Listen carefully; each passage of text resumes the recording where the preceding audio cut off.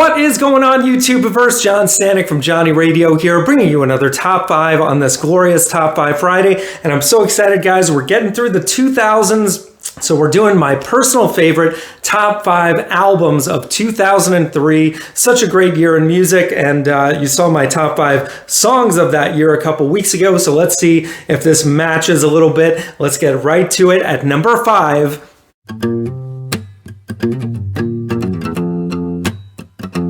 On and On by Jack Johnson, the Hawaiian singer-songwriter. Just barely made my list on this one. This was his sophomore album that followed Brushfire Fairy Tales, which I think was a superior album overall, but this one is full of these gems like Rodeo Clowns, as I mentioned on the last top 5 of that year. And then you've also got thought-provoking songs like Symbol in My Driveway and Cookie Jar, which deals with gun violence. And then you've got just songs that kind of show off his talents, like Taylor, just amazing guitar intro. And, songs like Times Like These, which I think are kind of underrated in his whole discography. But this is definitely one of his better albums. And that's just my number 5. So now at number 4,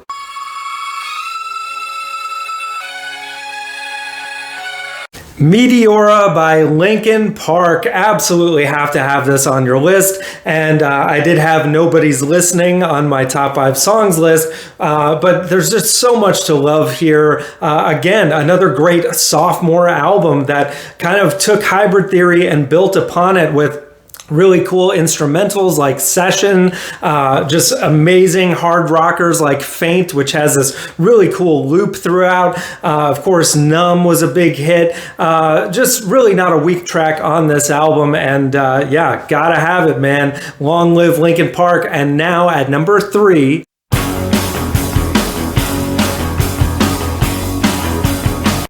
Youth and Young Manhood by Kings of Leon, their debut album, and one that I actually didn't get around to, unfortunately, until later, because my introduction to the band would be their sophomore album, Aha Shake Heartbreak, which came out, I think a year or maybe 2 years later. I have to double check that. But yeah, this is such a good debut. And I think the reason I didn't check it out initially is because they were getting compared a lot to their contemporaries, being called things like the Southern Strokes. And you know, when people report that way, it's just kind of lazy, honestly, and causes people like me sometimes to overlook things when you shouldn't, because, man, there's so many great songs on here, like Wasted Time, Happy Alone, Red Morning Light, or just that awesome guitar riff that never gets old. California Waiting, Tranny. There's really not a weak track on this album. And even though it's very raw and a very garage rock in style,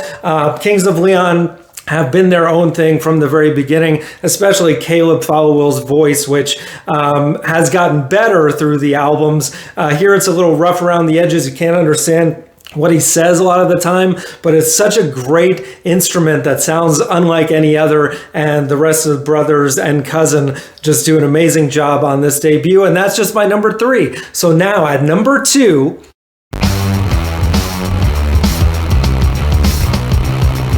Hail to the Thief by Radiohead. Absolutely, this has got to be high on your list. I mean, Radiohead never disappoints, and this is an album that I feel like somehow is a little bit underrated. Like, it doesn't get talked about as much as the really great albums, and for sure, nobody downgrades it to be like a not great album. Radiohead really doesn't have a bad album, honestly, but there's so many good songs on here, like Where I End and You Begin. Sail to the Moon is such a great ballad. You've got great rockers like the opener, 2 + 2 = 5. Amazing closer in A Wolf at the Door. I mean, the whole album, it's a little long at 13 tracks. There's 1 or 2 that I tend to skip. But overall, I mean, it is just top-notch Radiohead. Go to Sleep, There. I could go on naming all the songs, but we have to get to number 1.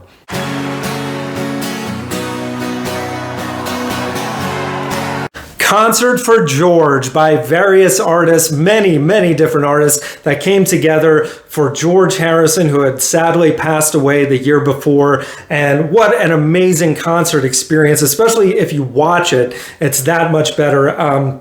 Possibly the best concert you're ever going to see. Just beautiful at the Royal Albert Hall, and so well put together by Eric Clapton, who amazingly stayed one of George's best friends through the years, even though they had so much female troubles back in the 70s. But Paul McCartney, Ringo Starr, obviously, Billy Preston, also rest in peace, does an amazing job of My Sweet Lord, and even better of Isn't It a Pity, which got a standing ovation and is just like, oh my God, with Eric Clapton on lead guitar, and they add this kind of Hey Jude coda at the end. And to watch Danny Harrison, who looks exactly like George, be on the stage for the whole thing, it's a beautiful thing, man. And all these people coming together, so much love and support. The Monty Python guys get involved. Tom Petty, also rest in peace, brings the Traveling Wilburys back into effect in some way, with Jeff Lynne filling in as Roy Orbison.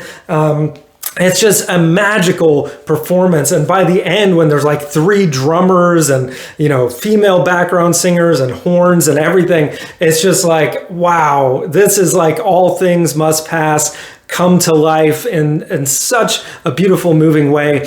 And yeah, that's my number 1, guys. So let me know in the comments below what you think. What would your top 5 be? If you're so bold, leave me a top 10. Because as I said, such a great year in music. I couldn't fit the Outkast album on here, even though I had Hey Ya as my number 1 song. But it's a little uneven for me, and that's why I didn't quite crack my top 5, but would certainly be in my top 10. So guys, thank you so much for watching. We got top 5s every Friday, album reviews, so much more. Thank you for watching, and as always, Viva La Vinyl. So guys, thanks so much for watching. Please like, subscribe, and be sure to ring the bell for notifications so you can always see great quality content like you're seeing on the screen right now. Thank you so much for supporting Johnny Radio, and I'll see you soon.